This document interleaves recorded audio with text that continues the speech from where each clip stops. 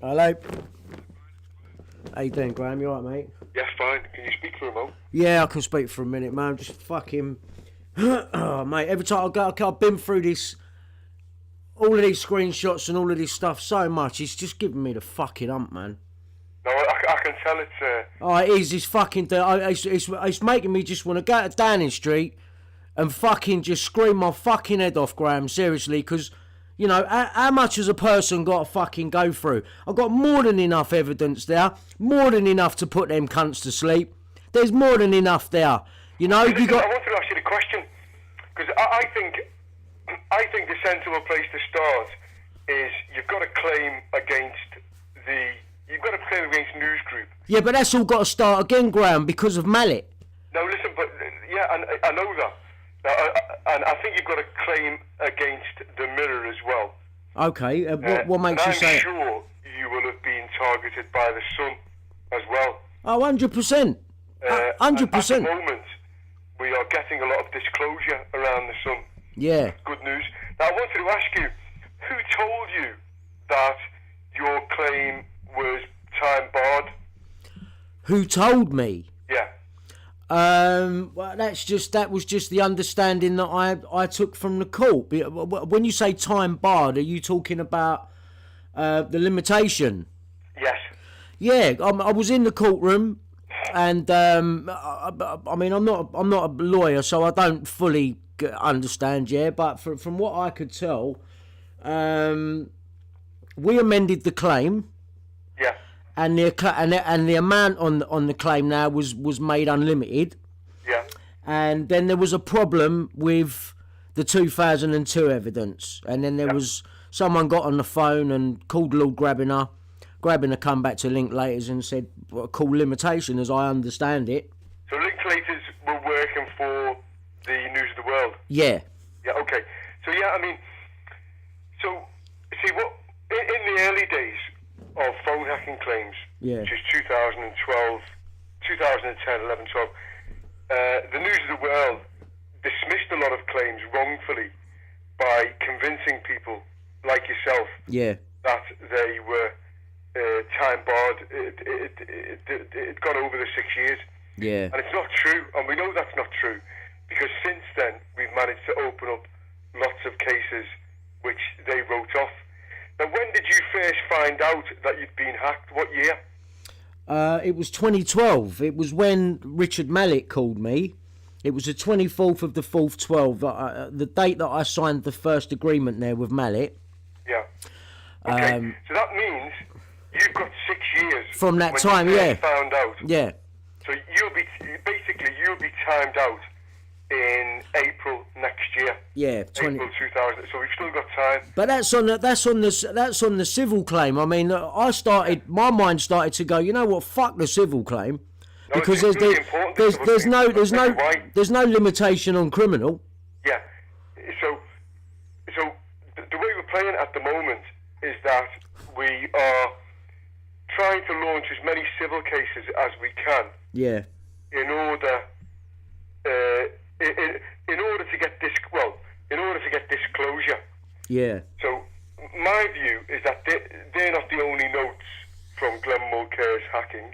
I think there's more. With regards to me, yeah, I think Glenn gave it away. I think he mentioned something about 5 pages in his conversation to me round here. So I will try and get them off Glenn. So that's point one. I don't think Glenn's going to want to help me now. Why not? Well, because, I mean, he's come round here, and then he give me a load of chat, and then he's gone away, and, you know, nothing... He come round, he give me a load of chat, he's come round here to... He knows I would have been recording, and he's come round to,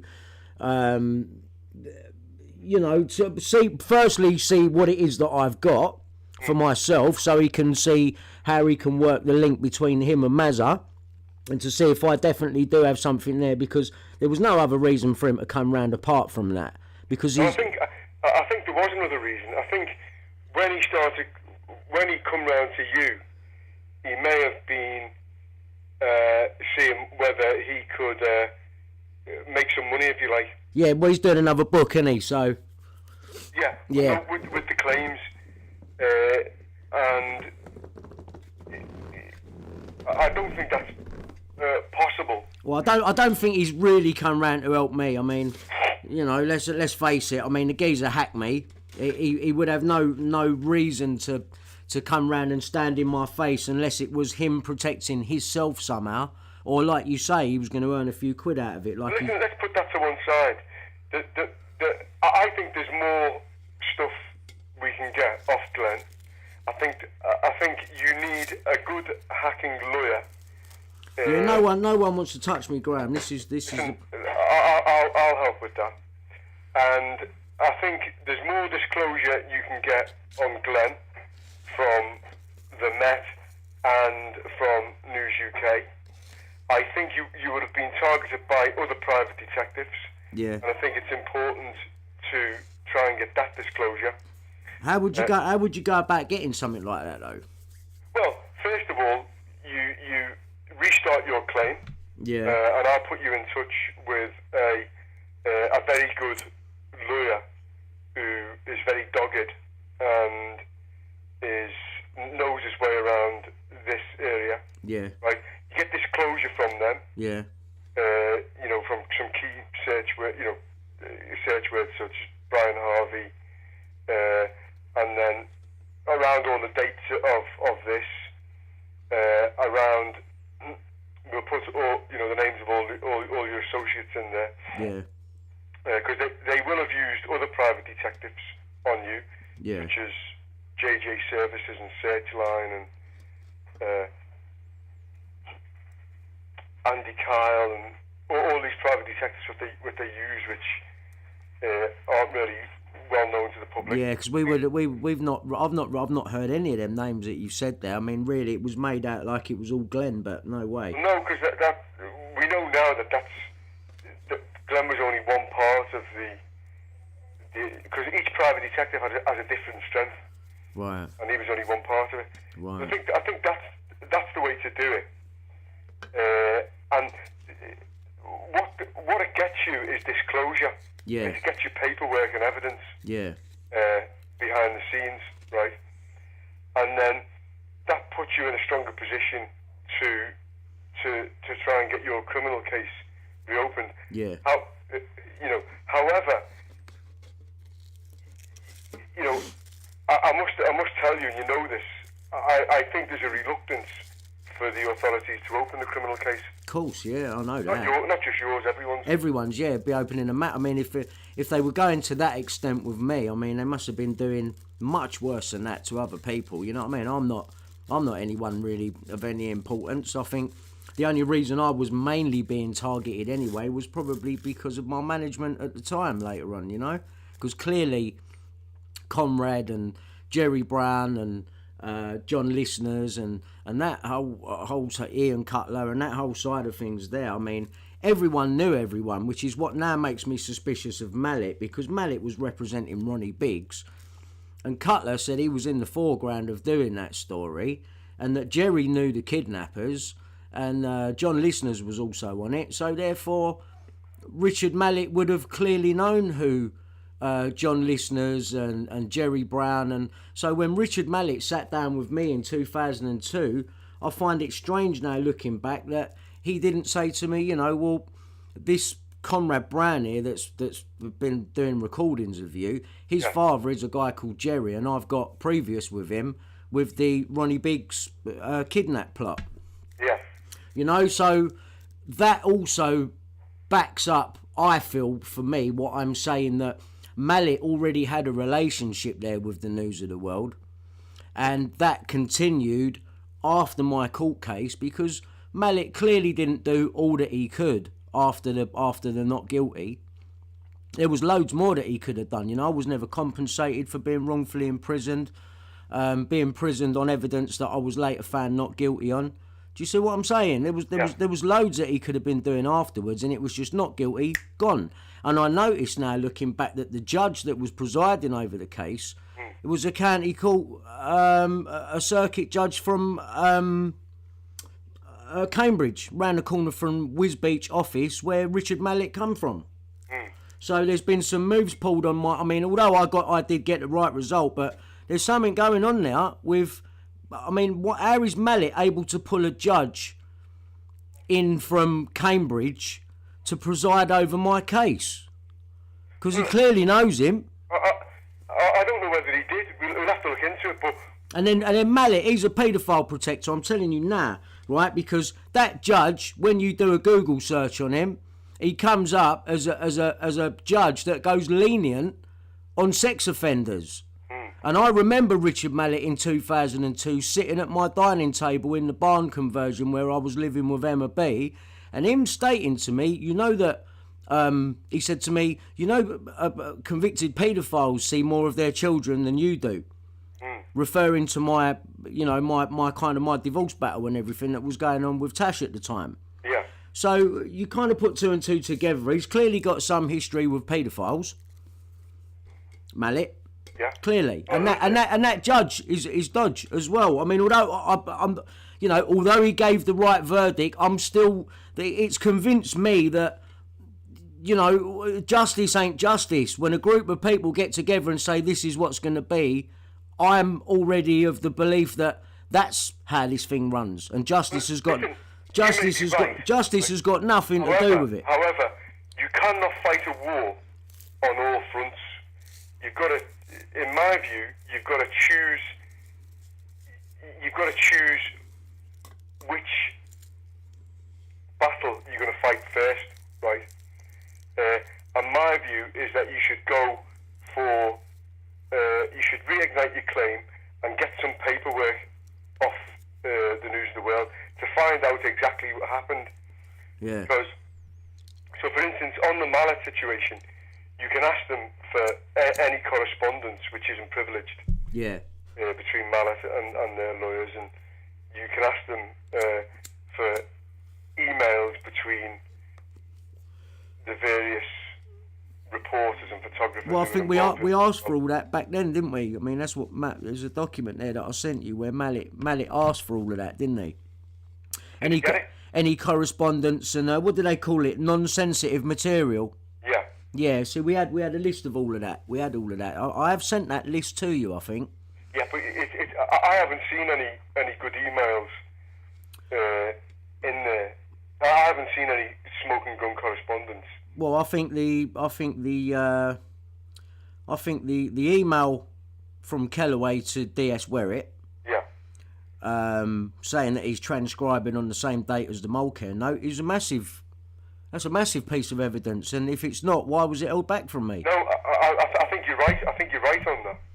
But what I want to find out is if there are any emails internally where they talk about phone hacking and they talk about that would have all been deleted, Graham. Not necessarily. We've managed to get a lot of this stuff in disclosure. I just reckon in regards to me, yeah. Because the news of the world clearly knew what they was doing with me. Yeah. I mean, Mallet even references to it in that summing up. He's, you know, Rebecca Wade don't want to be called to court, so she knew all about what was going on with my case, and therefore she did know about phone hacking. She did. And then Mallet, you know, you say to me, well, you know, what makes you think it's phone tapping? Well, Mallet was, at least from what I can gather, half on my side back then, and I'm pretty sure he knows what he's doing of, so why is he referencing to actual phone tapping? You know, and then after that, the case, boom, you're out. Not guilty. Go on, fuck off, Brian. But there's no reporters outside reporting on it. Nothing. Just pure, you know, just fuck him off, get him out of the way. That's all it was. You're right. You may have been phone tapped. I was phone tapped. I know I was. We'll find out. And it was because, and it wasn't because of me. I'm not self-important that I think, you know, I'm not fucking someone worth listening to, mate. All I would have been talking about is smoking a bit of weed and fucking what songs we making and what, you know, when we go in studio. So it was more about the connection to the people that were managing me. Because Zorba gives it away when you look at a part of the transcript. He's asking me, oh, you know, can you put me in a video? He's been sitting down with a serious organised crime department and looking at the Wyclef video that I'd done that's got Joey Pyle, Dave Courtney and everyone else in the background. And that's what this was about. You know, I mean, the fact that they didn't like me anyway obviously didn't help me. Who didn't didn't like you? But that whole news group, you know, the Sun, the News of the World, you know, Dominic Mohan, Victoria Newton, Piers Morgan in the beginning, Andy Coulson, who was the other geezer, the other one, I can't remember his name now, another Sun Bizarre columnist. But it's been an ongoing thing forever.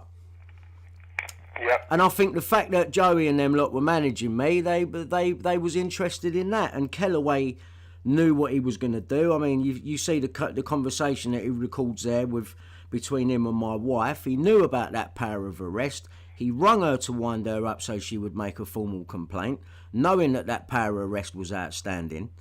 And that's the way that they've worked it. And then obviously to form a breach, and also to give me the only conviction that would stop me going to America and continuing with where I was, because I was actually, in Robert Kellaway's own words, he seems to be doing a bit better these days. Well, not anymore, thanks to you, you fucking cunt. Right? So, it's all there. You know, and they knew about my state of mind. You can see... Yeah, because do you think... It's abuse, mate. It is. They manipulated you. It's absolute abuse. This is into talking of course that's what they've done. They've cut in now halfway through the conversation. The only reason I went to meet that guy was because my mate told me this cunt wanted to give me a statement. Before that, I didn't even know this bloke was Graham. Zorba. Yeah. So Rees tells me, I've got this geezer, he's in the Fairways pub, mate, I can remember it as clear as day. I fell out with Rees, over the past few years, because I've said to him, mate, you bought this geezer to me. What do you mean you can't remember this and you can't remember that? Fucking come round here. And what does he say? He wouldn't come round. This is my mate who I've known since I was fucking 9. He wouldn't come round, and he's dead now. So Zorba... already knew. Zorba already knew. You to come to the meeting. Yes, this has all been formed by them. I've not, if you believe... When you get to the meeting, how does Zorba end up with the chat on tape and the gear? What do you mean? What chat on tape? So... He's been given a wallet recorder... Yeah. Or some device, because we drive away and then they say something about they couldn't pick it up anymore. So there's some fucking wireless device that they was using that Zorba had to point at me in the car. But that's just on the car telephone conversation. Okay, just stop there. In a nutshell, right, did you hand over anything to them? What, to Zorba? Yeah. Yeah, I gave him £100 and a camera. And do you think that... And I admitted that. I've said that I gave him that because he talks me into this idea. Listen, he's the one that come up with I can get you a picture of her sniffing gear. And I said, well, listen, mate, do you know what I mean? If that comes through my door, right? I weren't talking him out of it. I weren't talking him into it. This was you were just listening to it. This is his fucking idea, and I thought if this cunt's stupid enough to do that and put a thing through my door, so be it. Then I'll take it a call. But as it happens, mate, I'm here because you've told my mate you'd give me a statement, right? And then when I mentioned that to him, see, this ain't fucking recorded. This is the problem, Graham. That's not recorded. Right. Convenient. We know that they do that for lots of different reasons. Now, when they said to you, listen, you gave us half a gram or a gram of coke to plant on air. What did you say to them then? Did the News of the World ever front you up? No. The story went in. No. Kellaway left a message on my mobile that conveniently ain't showing up on fucking Mulcair notes. Or has been redacted for that reason. Okay, so when did you first find out that you were going in the News of the World? Was it the day that it went in, when you seen it in the paper, or was it the night before? I'm not 100% on that. Let me think. There was a time, because there's a conversation there when I find something out to do with the newspapers. There's a conversation and Kellaway records it, I think. Have a look at the conversation. Yeah, okay. Right? And then there's something in that when have a read of it, because I say to him, I wonder why you had a thing. Right? You read it, and that's because... Why you had a thing? What do you mean? I wondered why you had a thing, because I'm clocking a fucking thing in his hand. I'm looking at what he's wearing. He's wearing a flimsy T-shirt. I thought, well, no, he ain't wearing a wire, right? And he had a pair of, like, trousers on, I think, and shoes. Looked like he was going out on a light casual one. And all he had in his hand was a little brown wallet. And I looked at that and thought, well, that makes sense that he's holding that wallet, because he's not really got anything on him big pocket-wise, and he's just stepped into the motor, and he's got no bag with him. He's quite lightly dressed, but he's going out. And I'm looking at this brown thing in his hand thinking, that's something. If he's got something on him, or he's trying to stitch me up or record me or something, that thing was in his hand. And when you read the comment at the end of it, when I found out this cunt's gone to the paper, I say to him, I wondered why you had a fucking thing, and that's that thing in his hand. Okay, now you know they accuse you of giving them a bit of gear. Yeah. Did they catch the handover on tape? There ain't no handover on tape. All he's got is him probably picking up the money and the camera. I don't know what someone's been telling. What's that? The gear comes from Zorba. Well, it must have done, or either that or it's come from fucking Jack Chuddy, innit? Because why does this fucking so-called gear take a month to get to the old Bill, and then the old Bill are picking his thing up, all of a sudden this so-called fucking wrap's changed colour, it's changed weight 3 or 4 times. Yeah, so it won't be Jack Chuddy. If I'd have given him coke, it's gonna be someone. It's gonna be Jack. Well, fucking Zorba's had it in his pocket then, hasn't he? Either that. Well, if Zorba has got something to do with fucking Mazza Mahmood, right? Like Peter Jukes is saying, he's referencing to. I'm sure I've got Kamal Zorba on file. Then there you go. Yeah. There you go. And that's why Mazza's name probably doesn't come up in any of this. But even though he so closely and only works with Conrad Brandt, who just happens to be recording me. The fucking gears come from Mazza. And if it ain't come from Mazza, it's come from fucking Chuddy. Because why send Stian Alexander all the way over to Chuddy? Because that's the way you've got to do it. What you've got to do. Why are they using that? Why would they be using their people? Listen, no, what you got to do is, if you think you've caught someone like that, is you ring the fucking police and you have them nicked on the spot. No. If your setup is legitimate, you'd have the old Bill waiting in the background for it. You would. I would, if that was me doing it. I'd have the old Bill there, not fucking, you know what I mean, all this setup and fucking, yeah, we got this, we got that, and then fucking Chuddy's involved, and then old Bill will go in there a month later. What the fuck, Graham, man? You know, come on. So, I think, if anyone has stitched you up, right, it's gonna be Zorba. What's the bloke? He's obviously, of course he is. He's the one who got paid 15 grand. So, that's his motivation. Yeah, that's his motivation. He's got the money, but he's part of Mazza's team, Peter Jukes is saying. And the papers have printed that I've hired some anonymous fucking hitman, when clearly, by his own admission, he's been a friend and seeing my fucking ex-wife behind my back for 3 years. He's talking about 1999. We're in April. That's the story, the ex-girlfriend. We're in April fucking April 26, 2002. This geezer's talking about being in my life since 1999 with Tash. You know, at that time. That's 3 years, Graham. Okay, listen. What I'm going to do, I'm going to continue reading the stuff, right?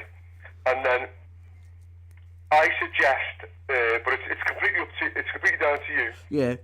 You have a word with, I'll suggest a good lawyer to you, right? And then suggest you have a chat with them. Yeah, Graham, I'd love to, mate. And then I'll support the lawyer in what information they need. Yeah. Well, mate, if you do that, I appreciate it, Graham. But listen, man, I've just got to a point where I'm not holding my breath anymore, mate. You know, like I'll go through the motions with you. Of course I will.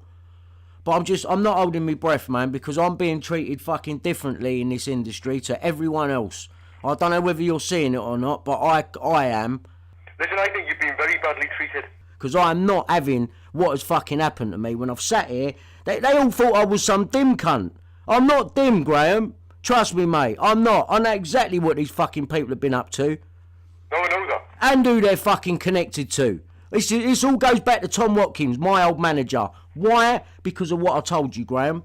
Yeah. Right? This is what's really behind it. The fucking can of worms that no one wants to open. And when you look at the whole Harvey Weinstein thing and everything that's going on at the minute, and considering what I've been investigating in the past and where I've been and what I've been privy to, certain people are shitting themselves now.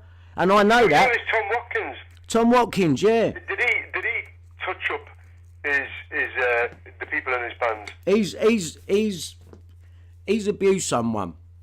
Yeah. Yeah, and we've you know what I mean, we've spoken about it, but what I'm saying, I know you told me that. Did he do it a lot, or was it just a one-off?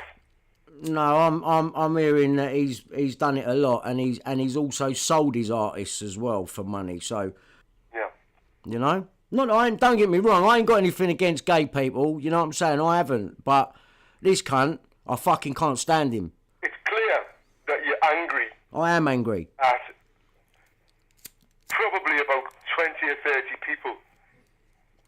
Yeah, who all know each other. You know, who've been involved in this plot to destroy. And Graham, you've got to ask yourself why, haven't you? Well, yeah, I know it goes on. I know when you fall out of favour. You know, like, you've got to ask yourself, why have I been targeted so heavily?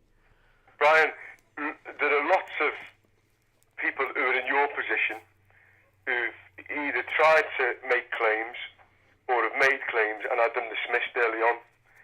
But now, after years and years of pushing, those claims are being reopened. So, you're not the only one. Yeah. Well, I know you must feel like that. Oh yeah, it's just how it feels. You know what I mean? You sat out there angry. You know, listen. There's no doubt you have been turned over ruthlessly. Yeah. And you've been targeted and repeatedly targeted. Yeah. All I want to do, Graham, mate, is just fucking be left alone. You know what I mean? It's forced me out of music. It's made me believe. Forget it. Doesn't matter if you sold 20 million. Just forget it. You've got to forget it. You've just got to leave it now and find something else. You know, that's why I started making music videos and, you know, trying to help other people out. You know, that's at least it's just keeping my mind active, you know. But if I can do something, it's like what I tried to go and help Bill Maloney because of what's gone on in the background with my own thing now. It's fucking jarred me, mate. I can't get my head round it. I can't get my head round it. It's fucking broke me to know that shit has been going on around me so closely, you know, to someone that I know, and here I am knowing everything and I can't say a fucking word. On top of knowing I was phone tapped and targeted by the News of the World, amongst everything else, you know, fucking done with a knife or a machete or whatever the fuck that was, I don't know. There's things coming at me from all different angles, and I don't know who's coming from where.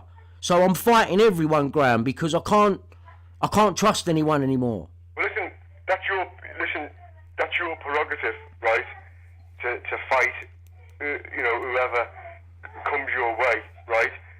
But my view is that you've only got so much capacity and fight in you, and for the time being, we should concentrate on a battle we can win. And I think you've got a good claim against the News of the World, phone hacking, misuse of private information, and I think that investigation, what Rob Calloway and Stian Alexander did, I think it was entrapment. Yeah. And I think for me to get a fucking random call off of a mate who ends up knowing this geezer, you know, and then years later my mate don't want to come round, he don't want to talk about it, you know, like we fell out, you know what I mean, for years, pretty much since Malik called me in 2012 up until just before he died. You know, that was my best mate. I fell out with him over all of this. And then he did come round just before he died, just before we went on holiday. And then I wake up one morning to, you know, Joanne coming out the shower crying. I'm like, what's the matter? And she said, it's Reese. I said, what? What's the matter?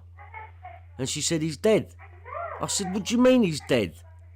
She said he died saving his daughter and they're on holiday in Spain.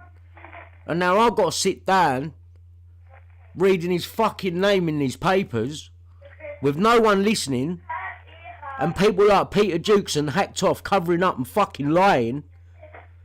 Right, I'll tell you, Graham, I'm at my limit, mate. Okay, listen, I'm gonna get a lawyer, right? And he will help us sort this out.